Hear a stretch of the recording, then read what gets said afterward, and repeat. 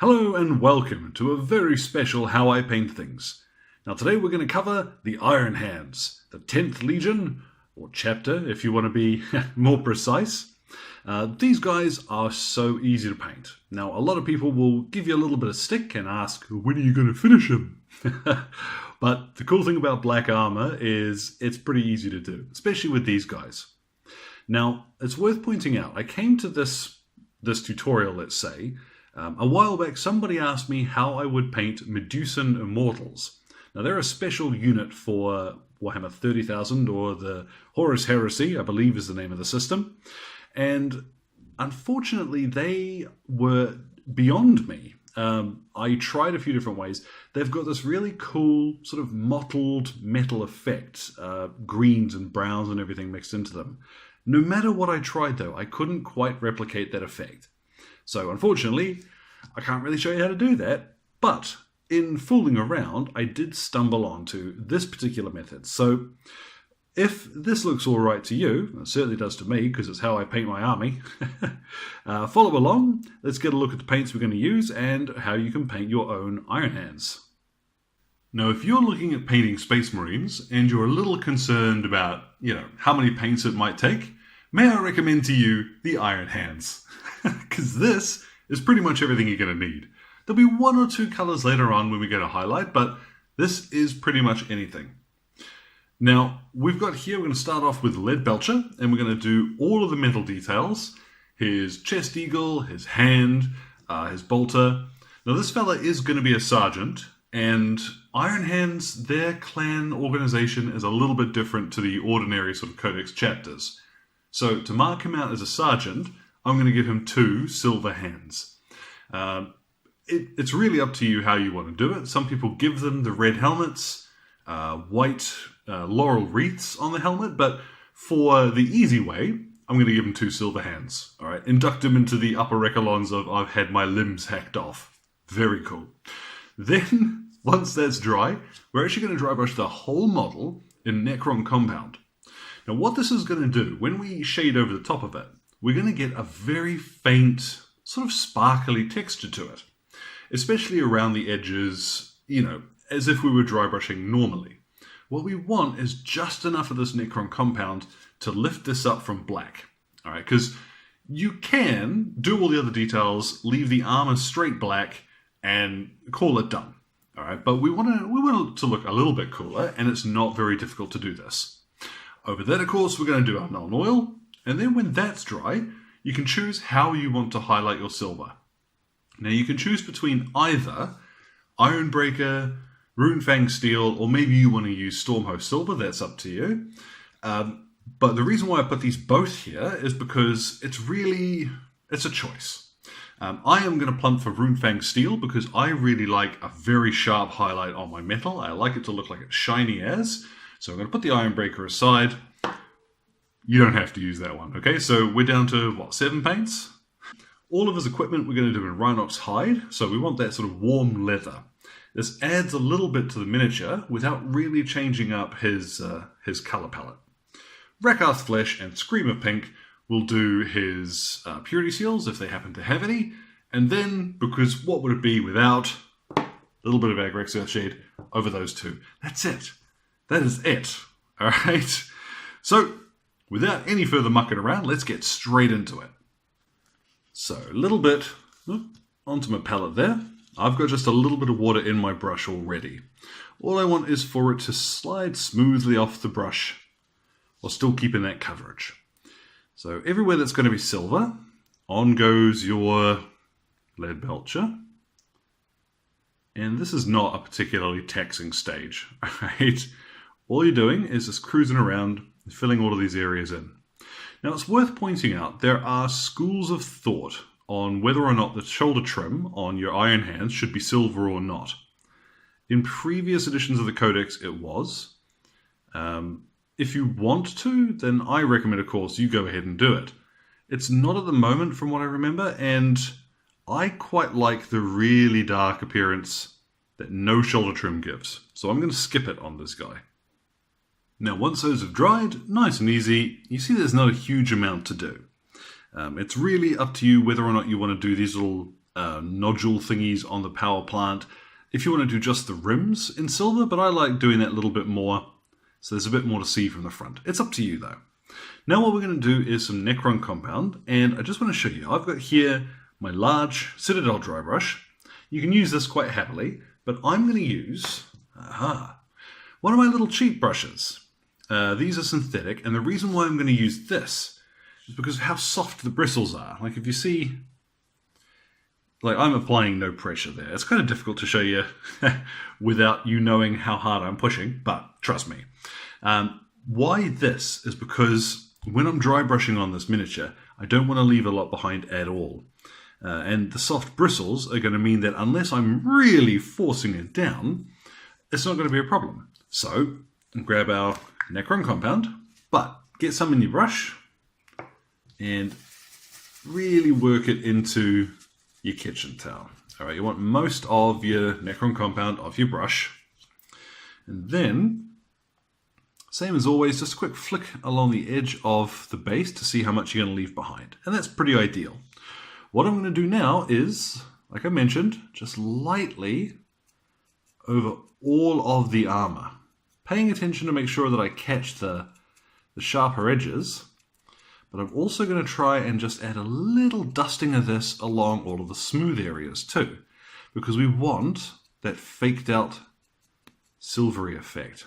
So that's kind of what we're looking for. It's kind of a little bit splodgy there, but not to worry. So what I'll do is go around the whole model now, just very carefully silvering up all of the armor. Now the first time you do this, it's going to look quite extreme, and you're probably going to think, I've gone mad, I've led you wrong, and this is awful. Trust me though, you can see how we've got these nice hard edges highlighted along, you know, all of the sharp edges of the armor, but there's just enough left dusted on these rounded edges. It looks kind of like somebody sandblasted black armor to get to the bare metal. This isn't for everybody, but I quite like this as a way to differentiate between Iron Hands armor, Black Templars armor, and so forth. Okay, so this is just step 2. So I've given my Null and Oil a really good shake. You grab yourself your shade brush or any sort of size brush you fancy for this, because you're going to be quite generous, over the whole model in Null and Oil. And then we'll give that about half an hour to dry. We'll come back and we'll see how he looks once that's all settled down. Now there we have it. Once our shade is dried, this is what we've got. And as you see, it's not going to win us Golden Demon, but hey, that's not what we want. We want a dude who's going to fit on the table and be done. And actually, I think he's pretty cool. I still really like that burnished steel effect. So what I've got next is I'm going to go back to Necron Compound for a second and just quickly dry brush his bolt rifle so that I don't have to muck around too long with that. And then we'll grab a little Runefang steel and we'll just dye in with these highlights. Just enough in some areas to really make these a little bit shine. Don't forget your hands. Now, doesn't that look a little bit nicer? Now, what I've got is my Rhinox hide. I keep wanting to call it Dryad bark. It is not. Don't listen to that. And let's just get in and we'll start painting in the leather details. Now, when it comes to purity seals, I will always suggest you put some on. This will add a fair bit to your miniature, especially your Iron Hands, without having to change up, the actual color of the Marine himself. So I'm just putting on my Rakarth flash here, nice and quick. Then just a wee bit of Screamer Pink to fill on the wax. And then just a little bit of Agrax Earthshade to fill these in and give them some depth. That might be a bit much, actually. Whoops.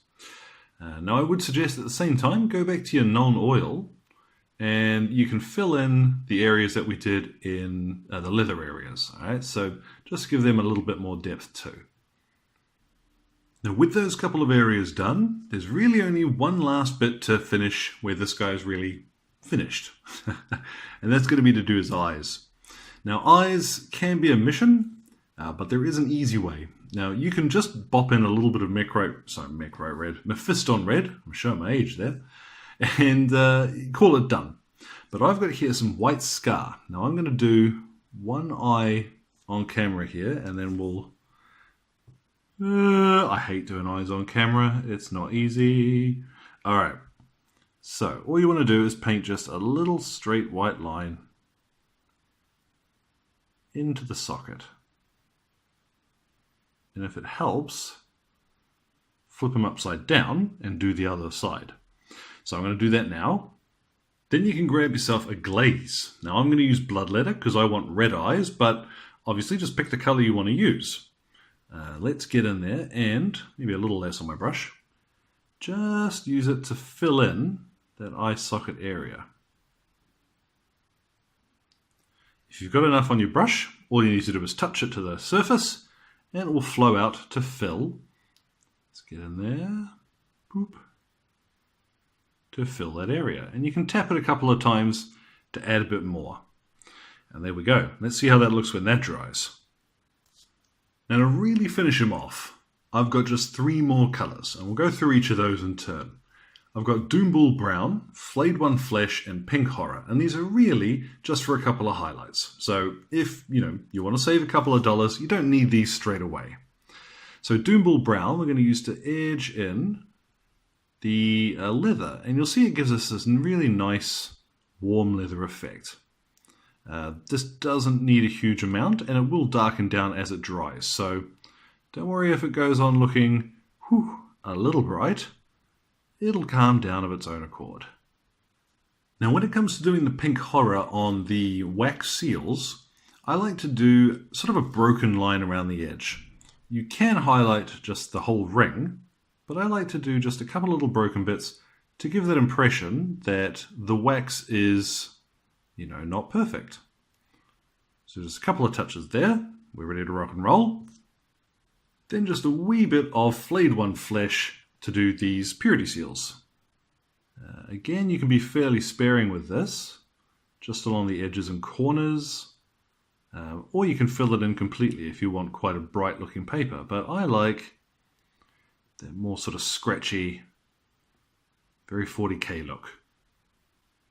Now with those little bits added on, he's starting to look way cooler. I'd put him on the table quite happily like this. Base him up and off he goes. That is an Iron Hand painted. Obviously this guy being a sergeant, if you want to, you can fill in his little beeps and boops on his wrist thingy there. But for the purposes of this is a finished Marine, ta-da!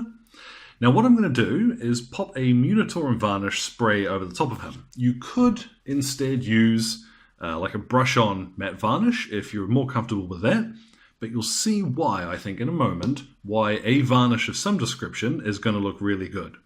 So you ready? 1, 2, 3. And done! Now you'll see it's a little shinier than you might normally expect, but I like it. This is going to look so good. It does help sort of blend in that silvery effect to the armor too. So pop him on the table, and instead of looking dusty silver, he instead has this kind of cool, that sandblasted effect, I guess is the best way to put it. Plus, it's going to keep your miniature nice and protected while you play. So, let's quickly bop a base on him, and we'll see what he looks like with all of the bits and pieces in context. And there we have it, just to show you that even a very simple base can set things off. Ignore the slight sparkling, that's just the way the light hits that grassy stuff. But you can see with the context, again, it adds to the miniature without putting any extra color on them, and I think that's going to look pretty cool. Now just for comparison's sake, I wanted to show you how far you can take this particular painting style. Now this is my captain for the same army. Here's a conversion of a few different kits, but the only difference that I've done on him for the painting is some brass. That is the only other color. Oh, unless you count the plasma pistol, but of course, for the sake of how the miniature looks, this is all techniques we've already done. So you can take this simple stuff and add to it really, really easily. So hopefully something there was interesting to you. I know that Iron Hands aren't necessarily everybody's cup of tea, but they certainly are mine. So any questions or anything, feel free to drop them in the old box below. My Twitter and Facebook are both linked there too. As I always point out, I'm a little bit more active on the old Twitter, so feel free to drop a line there, say hello. So, as ever guys, thank you very much for your time. You enjoy the rest of your day.